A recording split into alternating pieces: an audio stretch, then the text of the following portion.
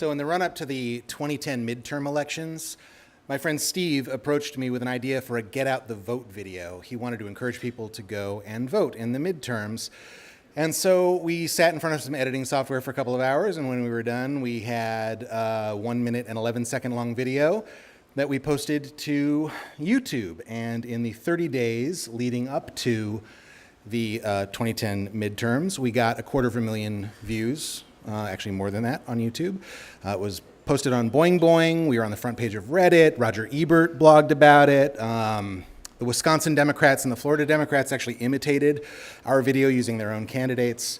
So huge success, right? Well, the thing is that Steve, this is my friend who approached me, he's the blogger at the Rachel Maddow Show. He's got a daily readership of tens of thousands of people. He's a producer on a national televised news show. And he didn't know the first thing about how to make video, which is why he came to me. It's actually not a tremendous surprise that he didn't know that much about how to make video, because few of us do. Video is the most powerful communications medium ever created by people, and we all happen to be living at a time, a really critical time, because the access to the tools to make video are now available to pretty much everyone. Raise your hand if you have a device on your person right now that will let you record video. Boom, there you go. So the problem is that almost none of us know how to actually use these tools in a sophisticated way. There are no standards for primary education video curricula. And despite these tools being as accessible as word processors, basically, fundamentally, people don't know how to use it. Some folks might have a good eye, or they can hold a camera steady. Fewer folks know that they should hold their cameras horizontally, not vertically, when they're shooting video. But the knowledge of how to create eloquent, nuanced video is something that has to be taught. It can't really be learned. It's a lot like language that way.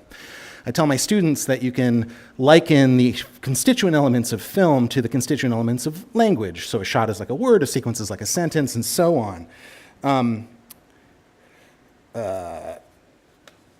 And like Steve, the vast majority of us can't construct a simple sentence in the language of video.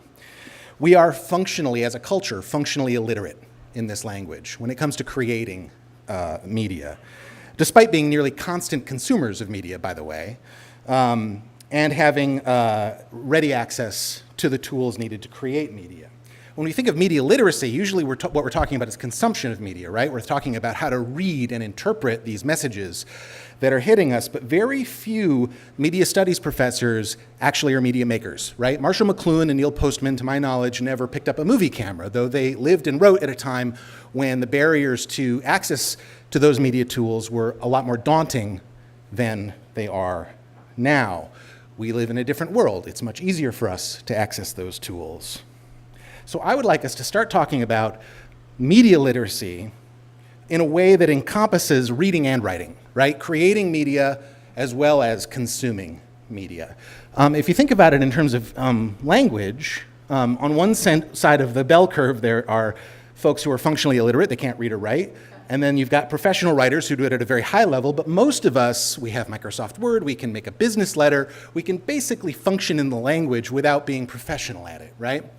But in the world of film and video or media, the opposite is sort of true. You've got a very few people on one end who are the professionals, the self-identified filmmakers or whatever, and then the rest of us basically don't know what the hell we're doing when it comes to video, despite this being a ubiquitous form of communication. So our culture is being transformed, or at least informed, by video, whether we like it or not. Shaky cell phone videos of police shootings and other atrocities are informing the way we talk about our culture. And these are sort of like grunted words. They're stop, help. But what if, imagine what that cultural transformation would be like if the people shooting those videos could actually utilize the art of the reveal and montage and dialectic and all that Eisenstein shit that we filmmakers learn about in film school. What would that cultural transformation look like then? At present, there are very few resources available for this media creation education. There are community media centers like RETN and VCAM and CCTV, God bless them.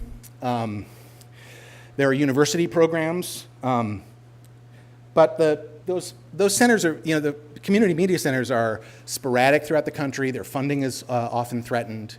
And yet they're more critical now than they've ever been before because of this critical time when we all now have access to these tools. That's new in our culture. Technology has shifted. The barriers to access have been eliminated for the most part. And yet no one can speak the language. So code.org is an organization that has a very simple mission statement. Every student in every school should have the opportunity to learn computer science. President Obama has held code.org events in the White House talking about how important it is that computer science is learned by children in primary school. I would argue that media education is every bit as important, if not more important, than learning computer science, but I know of no corresponding national movement to agitate to get this kind of media creation education curriculum in the schools, despite these awesome national organizations doing some of that work. Where is the national movement for media education? So imagine a world of articulate citizen media makers expressing their subjective experiences with grace and power. Imagine if they could write poems and essays and novels in the language of video instead of just single words. Video is the most powerful storytelling medium ever created. The tools are right here in this room, literally. We lack only the will to make this a serious thing where everybody gets to learn it. So please, make media, be eloquent, transform the world.